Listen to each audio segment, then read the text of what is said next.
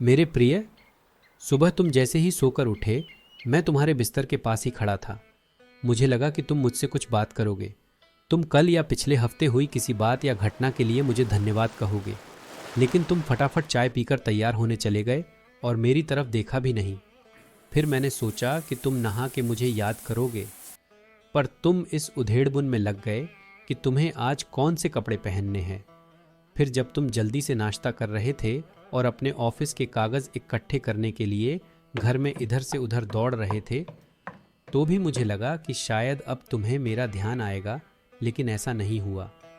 तुमने ऑफिस जाने के लिए ट्रेन पकड़ी तो मैं समझा कि इस खाली समय का उपयोग तुम मुझसे बातचीत करने में करोगे, पर तुमने थोड़ी देर पेपर पढ़ा और फिर खेलने लग गए अपने मोबाइल में, और मैं खड़ा का खड़ा ही रह गया। मैं तुम्हें बताना चाहता था कि दिन का कुछ हिस्सा मेरे साथ बिताकर तो देखो, तुम्हारे काम और भी अच्छी तरह से होने लगेंगे, लेकिन तुमने मुझसे बात ही नहीं की। एक मौका ऐसा भी आया जब तुम बिल्कुल खाली थे और कुर्सी पर पूरे 15 मिनट यूं ही बैठे रहे, लेकिन तब भी तुम्हें मेरा ध्यान नहीं आया।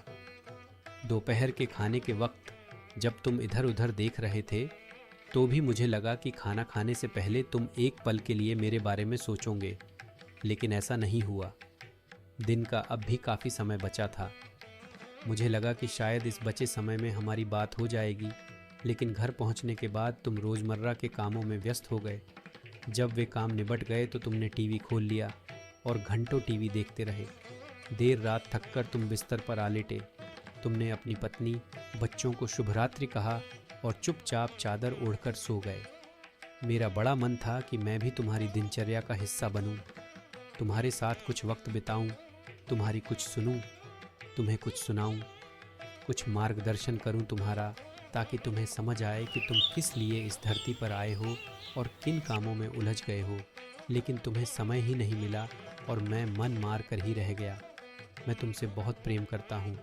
हर रोज़ मैं इस बात का इंतज़ार करता हूँ कि तुम मेरा ध्यान करोगे और अपनी छोटी छोटी खुशियों के लिए मेरा धन्यवाद करोगे। पर तुम तभी आते हो जब तुम्हें कुछ चाहिए होता है। तुम जल्दी में आते हो और अपनी मांगे मेरे आगे रख के चले जाते हो। और मज़े की बात तो ये है कि इस प्रक्रिया में तुम मेरी तरफ देखते भी नहीं।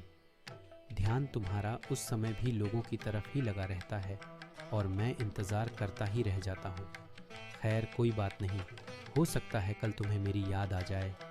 ऐसा मुझे विश्वास है और मुझे तुम में आस्था है। आखिरकार मेरा दूसरा नाम आस्था और विश्वास ही तो है, तुम्हारा ईश्वर।